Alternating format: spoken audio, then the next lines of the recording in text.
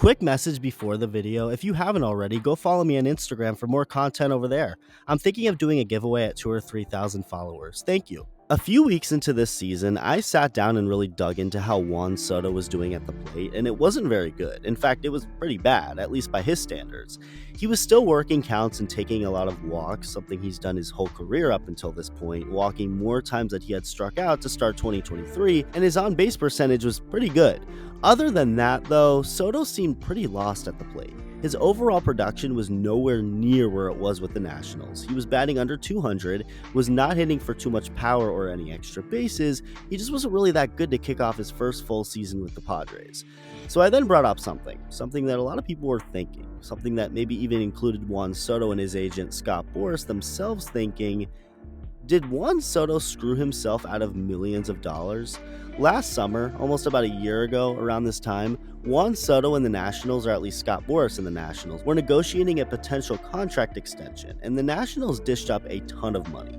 They had already offered Soto's party a $350 million contract months prior, one that was of course rejected, so they decided to up that offer even more this time around, putting $440 million on the table that would span over a 15-year contract. That's a whole lot of money that Soto very easily could have just decided to take. I mean, $440 million? That's insane. Yet, Soto and his party said a resounding no. What this means is that Boras, the agent, and Soto himself thought that he could eventually get more, either from the Nationals upping their offer yet again, or from free agency from another team.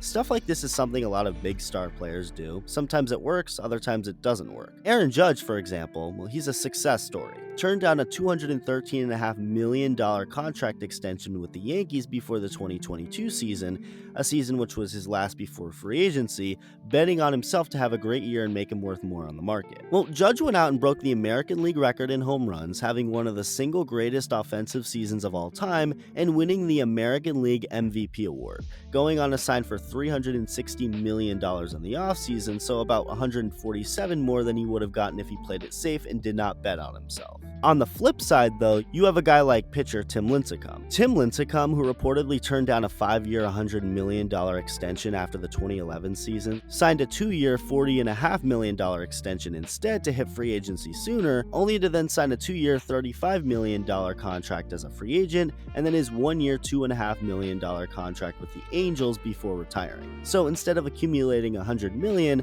Lincecum bet on himself and lost out on $22 million.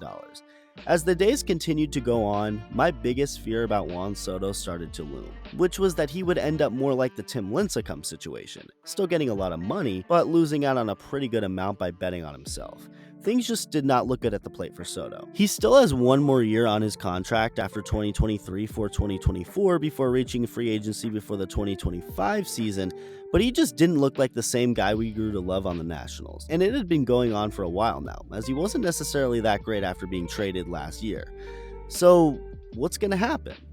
Well, I'll tell you what's going to happen and how this is going to go. Juan Soto, he's one of my favorite players in baseball, so yeah, I might be a little biased here, but he is hands down one of the best hitters in the game. And I know it's not just bias, because what Juan Soto has done to kick off his career, especially up until being traded to San Diego, statistically, it's one of the greatest starts to a career one can have. I mean, the dude was hitting home runs off veteran aces in the World Series at 20 years old. I'll never get over that.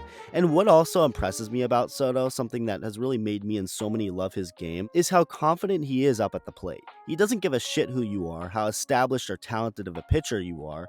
He's going to go up there, do his shuffle, look back at the pitcher, and it's not like he doesn't back up his confidence. He's really good. So although he was struggling pretty bad to start this season, he's still Juan Soto. He was bound to get it going at some point, and that has happened. So my video on Juan Soto potentially screwing himself out of millions was uploaded on April 18th, and at that point in time, he was hitting 175 with a 731 OPS. That's not good. Since then, from April 19th and on, Juan Soto has hit 310 with an OPS over 1,000. He's starting to drive the ball more, get more extra base hits, he's hitting for more power, and it's not like he had to sacrifice his walking and on-base skills to improve other aspects of his game. His on-base percentage is well over 400, and Soto leads all of baseball with 50 walks, which is one more walk than the total of times he has struck out.